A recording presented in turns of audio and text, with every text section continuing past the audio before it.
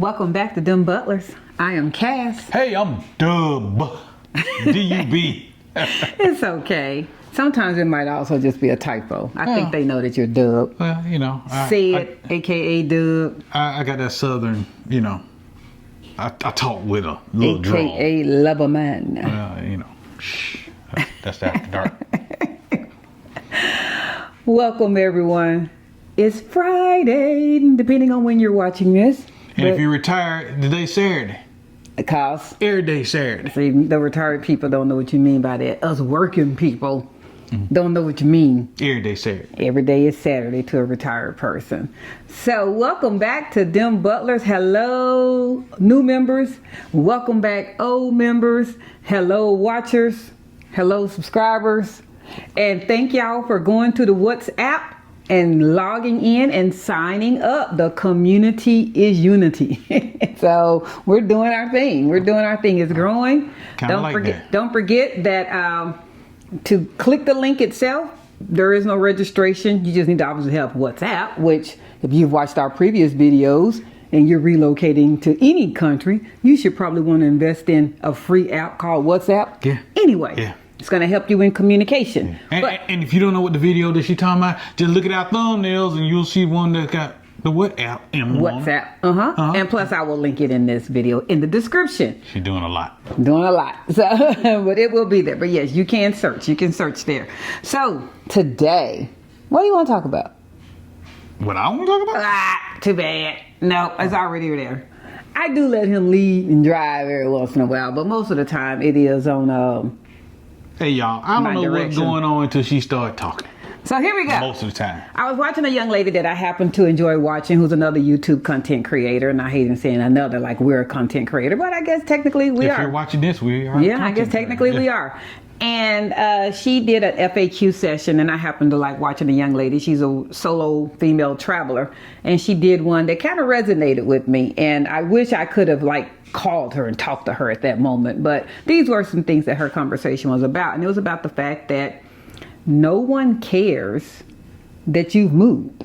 No. And that's true. I don't. So we're going to talk about that. For whatever reason, she is a young lady. She's less than the age of 30. And I understand those friendships are very vital to them at that stage in their life. And I get that. But she was very sad. But that's because of her age. Yeah, and I do understand that. Yeah. But this is going to be the conversation today. So you're excited. You've moved to a new country. You're living your dream. Exactly. Yeah. But suddenly your group chat is silent. Suddenly those requests on phone calls go dull. Suddenly all of a sudden when you start putting up photos, nobody likes them, nobody comments, nobody cares. No one's hyped about your new apartment. And why would they? Your new condo. The local bakery that you found, or even the life-changing mountain hike or the view that you just took a photo of. Why? Because their lives didn't pause when yours shifted.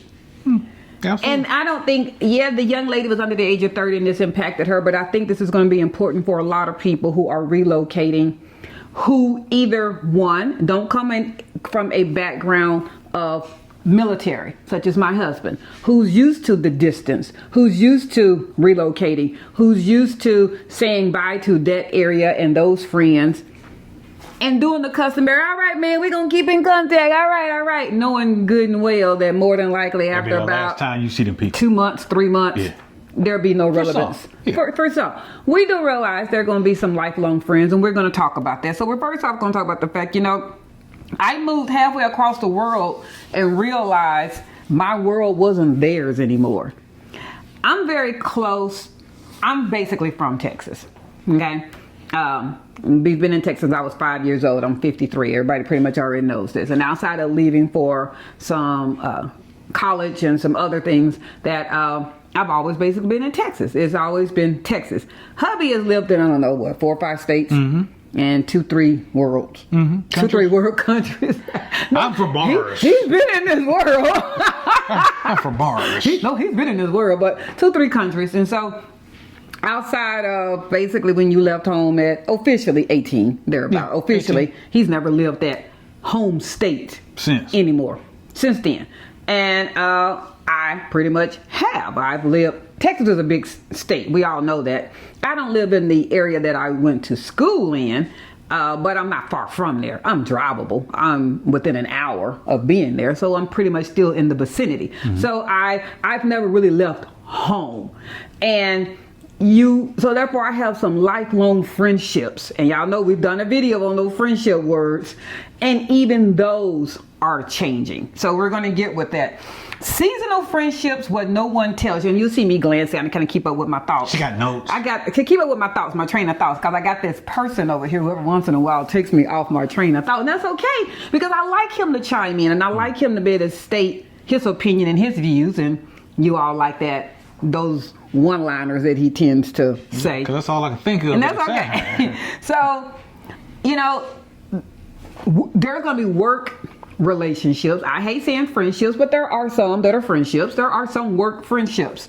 There are school relationships and friendships, and then there's your local scene, maybe your church, your fraternity, your sorority, your bikers club, your book club, the gym you work out at, and those are your friends as well. You're going to find that those are going to go in and out of seasons just like life do. I have two very good close childhood friends. They will always be called my friend. Women can probably identify with this, and I don't know if this carries over with men. So this is going to be a great question. I've never asked him this. I have two lifelong friends. By that I mean childhood friends. We've been friends since 8th, 9th grade in high school, junior high. We don't talk every day. We don't talk every week. We don't talk every month. we might get together once or twice a year at each other's events, but we communicate text, FaceTime, social media, those type of things. We've never fallen out. We've never had a fight as to this is why we don't talk like we used to, but it's because our life evolved. It's a new season. Whether that was, in high school, that's all you had. You were around each other. You were each other's life. We went on to college. I went to college. One went on and got married. That changed the dynamic. That was a dynamic change right there. I'm doing the college life. She's doing the marriage life. And then at that point, you have children come into the equation. So you don't communicate like you did, but you haven't fallen out. You can't sit there and go, I don't talk to him or her because of that fight we had. You don't talk because it's a new season. Do men find that as well? Like you didn't fall out, you just don't talk to that person anymore. They're not an enemy. Yeah, I mean, basically, over time, you just, time and location, stuff just fade away. I mean, and I know we're in a technology age that you truly ain't away from anybody, but yeah, it's the same thing. Same thing. You just fall out. You had your boys that you grew up with running to school, and then one day they just wasn't around anymore. Right. And just life goes on, and that's it. And I've even heard you share this before. Women don't tend to do this. Ladies, help me out. When the dynamics of your individual lifestyle change, whether that was you were married, you're now divorced, you're single, you're now married. Women tend to still try to hang on to, if you're the first one of your friends to get married, you still try to hang on to your single friends. My husband has shared this view with me before. You're going to chime in. I think you kind of know where I'm going with that as far as men. Cook on with it. Okay, so with men, when men, if you're the single guy of a group of married men, maybe you were married and now you're divorced. You can't hang with those single guys no more. It's a thing that men say that it's a matter of respect. The things that he might want to do as a single man, he wouldn't involve or even think to ask his married friend to attend with him on those out of respect of his marriage. That's right. Whether that's going out to a club, whether that's sitting at a bar, whether that's just shooting the stuff late at night to 1, 2 o'clock in the morning. It's not a good look for a married man to come back in the house at 1, 2 o'clock in the morning. Because you don't want to put your boy in a bad spot where he got to justify being with you when his wife know you single and you looking for sugar. Yeah. So, and then now women, I know this to be true. We could care less who's in your life, who's not in your life. You're married, divorced, widow, single. That has no variance to us on us being friends. Now, as a married woman, I will say that you probably shouldn't be taking advice on marriage from your single friend. There ain't no probably in it. You shouldn't. You just shouldn't.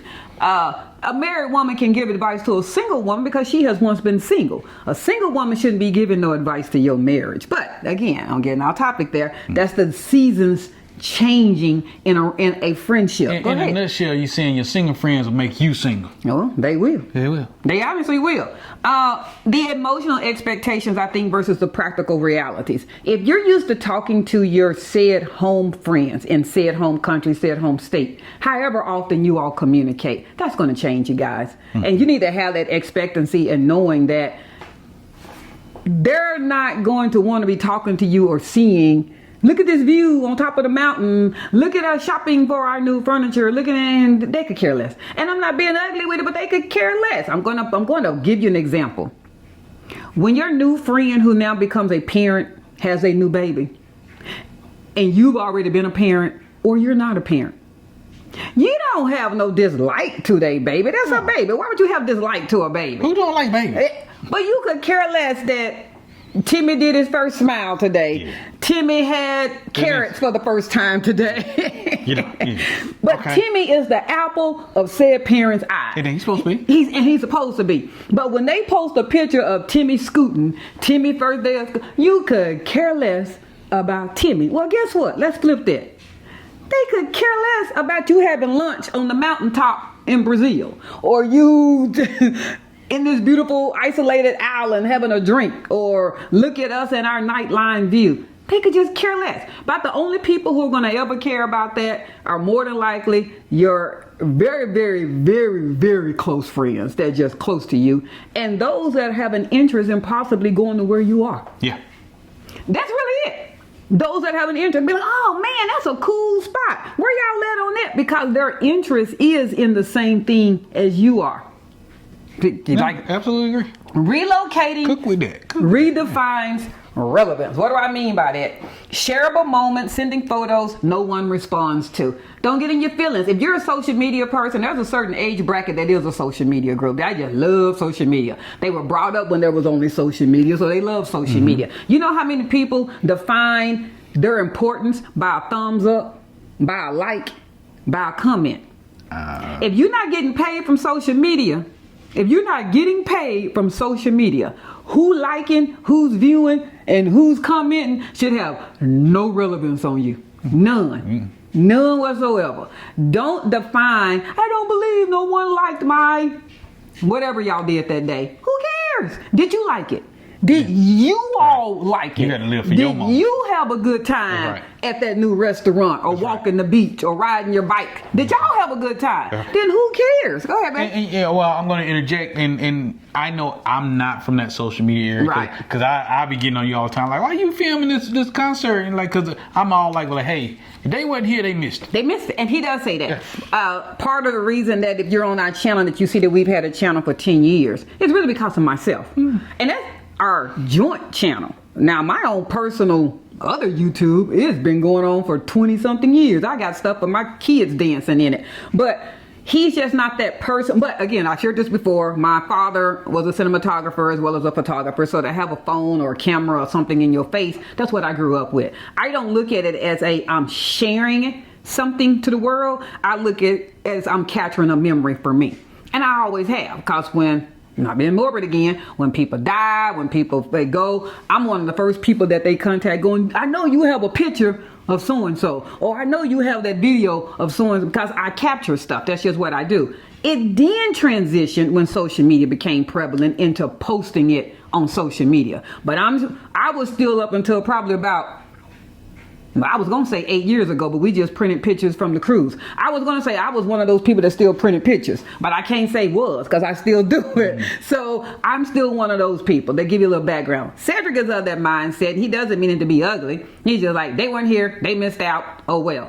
And keep pushing. But that's a mutual understanding that we now have to come to an agreement with in our own relationship. He's happy that I will now put my camera down at a concert and like enjoy the song and just be in the moment, because there was a moment that I used to just walk around and just capture, and he was just like, it bothered him. It really did. It bothered him because he felt like I was missing out because I was too busy capturing.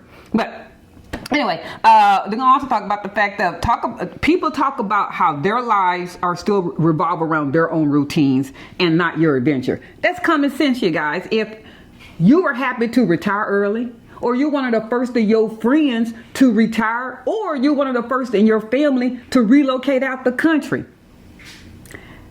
Their life still is going on. They're still dealing with U.S., the price of gas, how high eggs are, traffic for 2 hours going back and forth to work, picking up kids, going home, managing life, the stupid manager that's trying to get them fired, government, politics, medical. They still dealing with all of that while you talking about, look at my fruity drink that I had today. Do you see how that sounds to them? That sounds ugly. That sounds like you're living in a bubble, and you are. You are.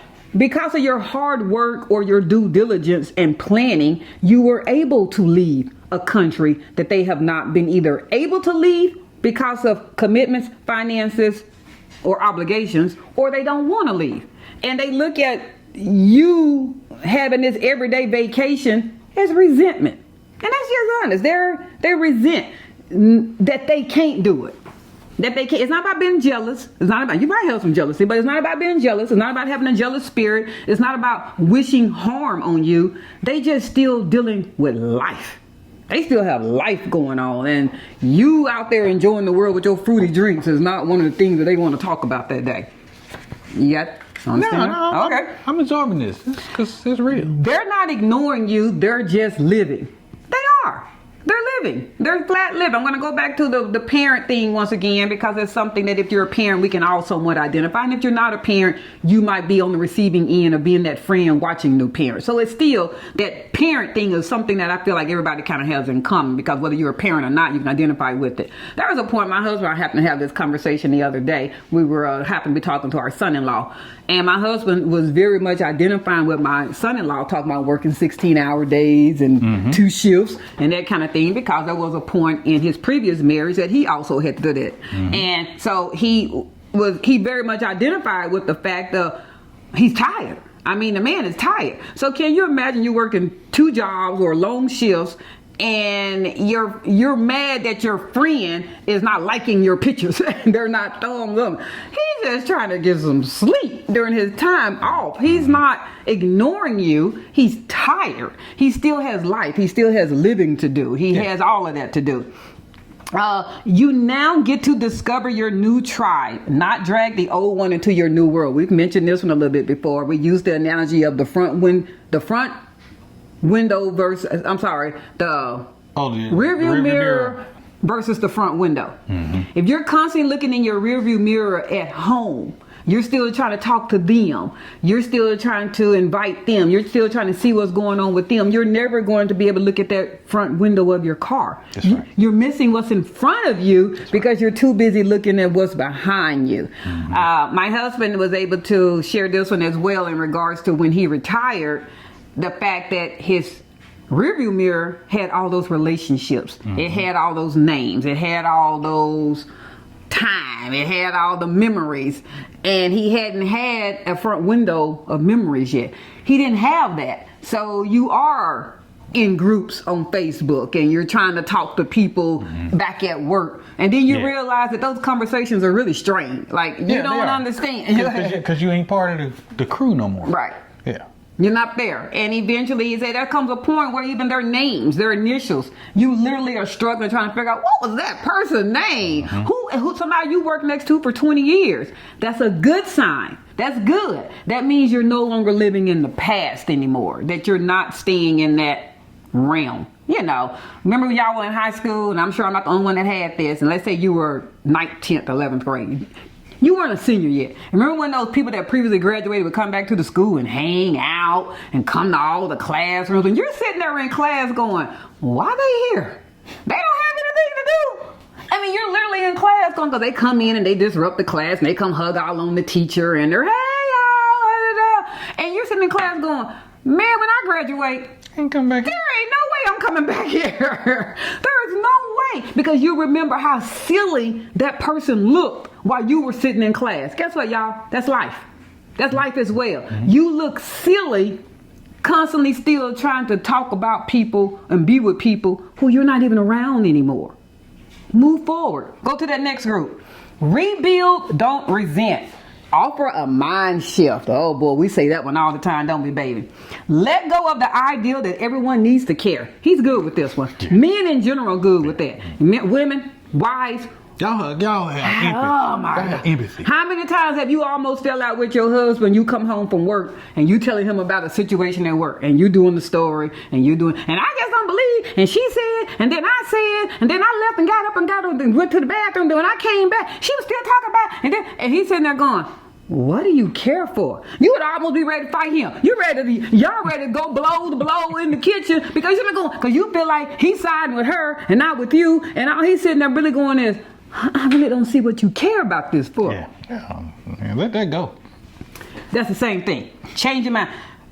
Don't be focused on the fact that they don't care. You too busy thinking about the fact that they don't care instead of, once again, living in the moment. Mm-hmm. Mm-hmm. Living in the moment. Seek connection where you are, not validation from where you left. I just said that one. Seek connection from where you are. Why are you spending so much time in looking at social media for the people who didn't like your post where you were, instead of the beach that you were at, going, hey, how y'all doing? Right. I'm Cass, this my husband, Cedric, where y'all from? Yeah, because you do that anyway. My husband and I, we shared this, that we constantly, he's always shocked about the fact that, yeah, I do have an innate sense to be able to spot an expat. And I shared this. I don't mean the fact that they have an American hat with a flag on their shirt. I mean, I don't mean that. I mean, like, we're just in the store. Like, no two people have said anything to each other. No one said, I don't even hear them talking. So it's not the dialect. And I just have to be like, hey, I'm Cass. That's my husband, Cedric. We just moved here from Dallas, Texas. Where y'all from? And he's just like that. And I will say, where y'all from? And he'll be like, how you know them people? And they know sometimes, say, we're from Philadelphia, we're from New York, we're here visiting from Atlanta. And I'd be like, and he's like, how do you know that? There's a swag, there's a walk, there's an essence that North Americans, and in particular Black Americans, that we have. There's a way that we communicate without ever, he just did it. Yeah, nah. There's a way that we communicate without even moving our lips. There's an eye to eye.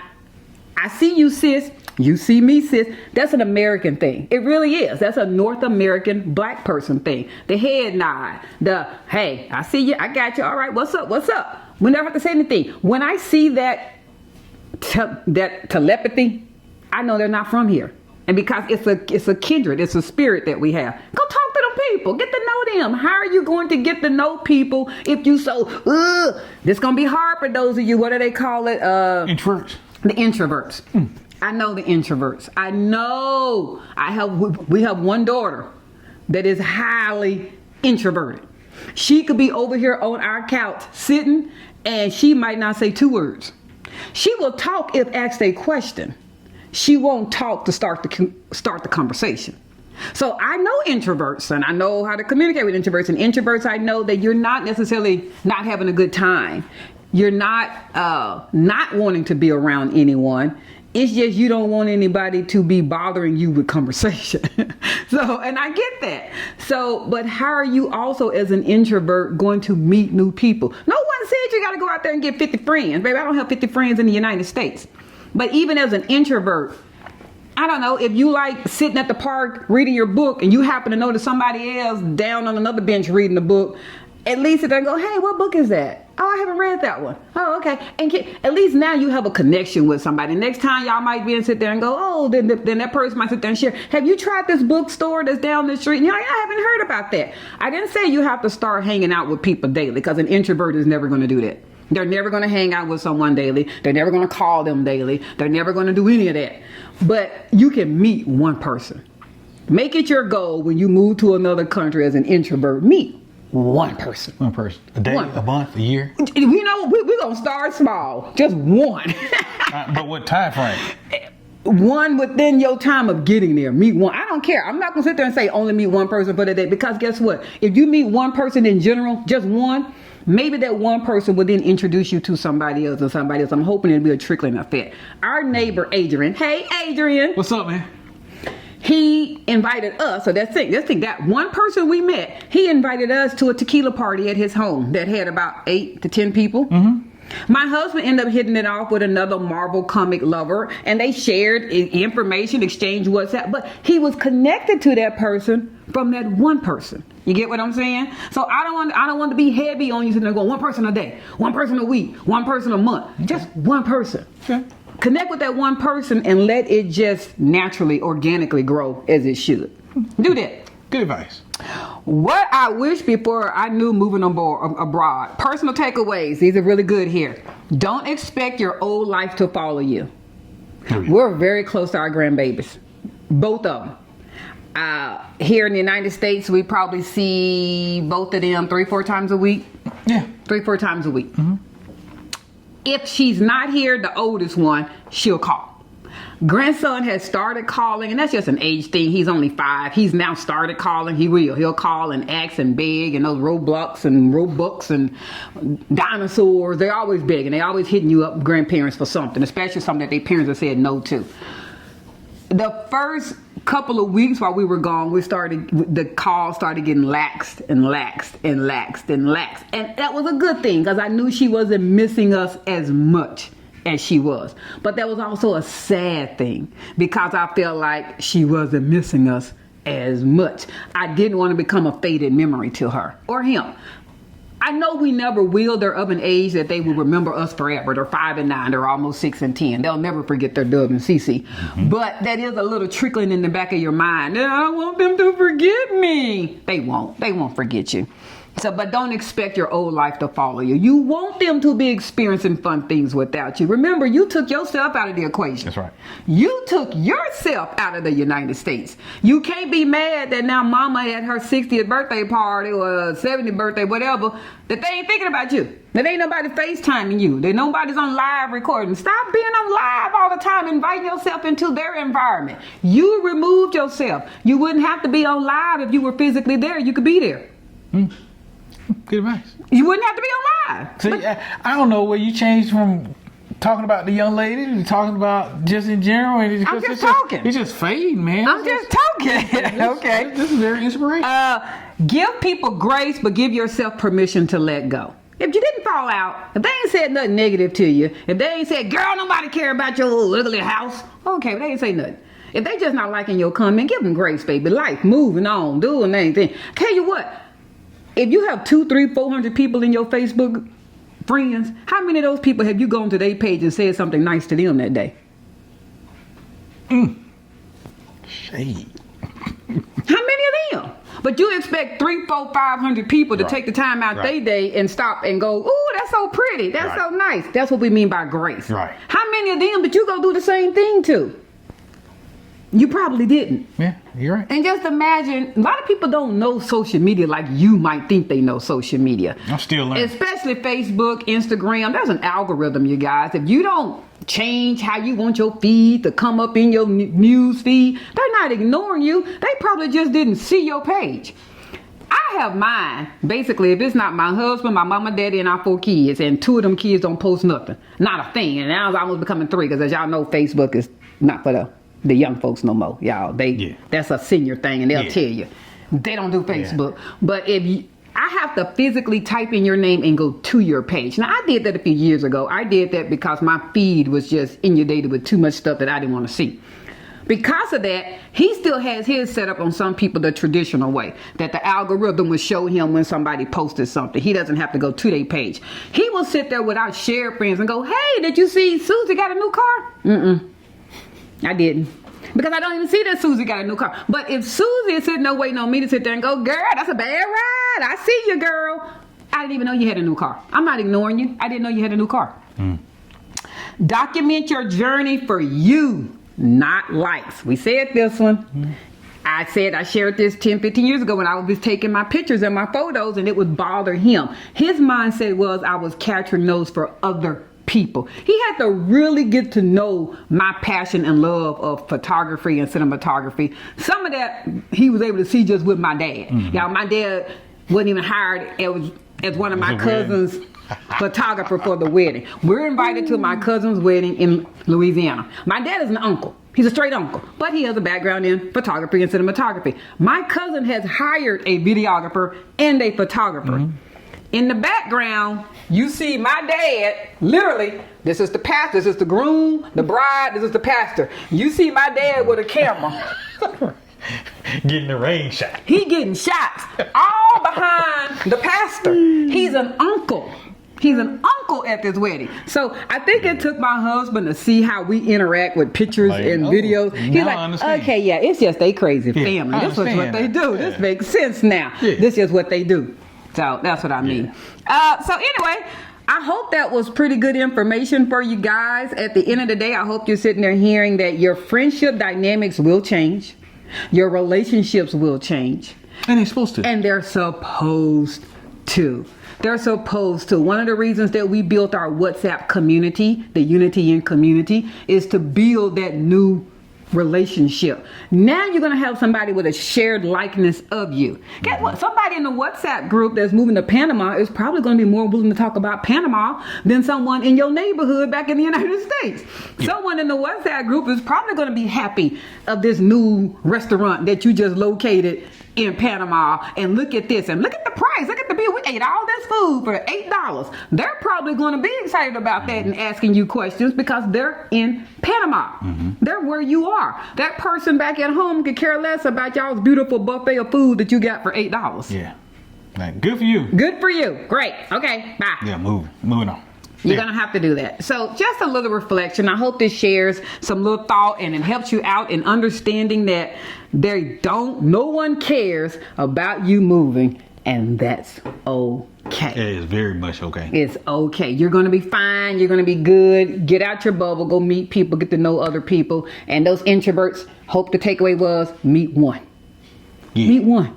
My husband tried to give y'all a limit on how often you're going to meet that one. I don't care. Meet one. I was just asking.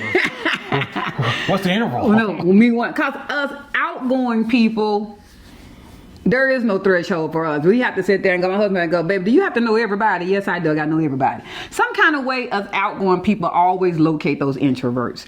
And those introverts are happy that they have that outgoing person because they end up getting invited to stuff anyway. We tend to spot those. It don't help you if you got another introvert friend.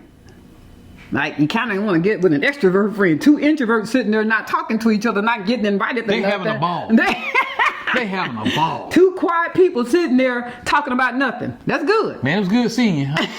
See you next week. All right. But that's okay. If that's who your one person is, that's your one person.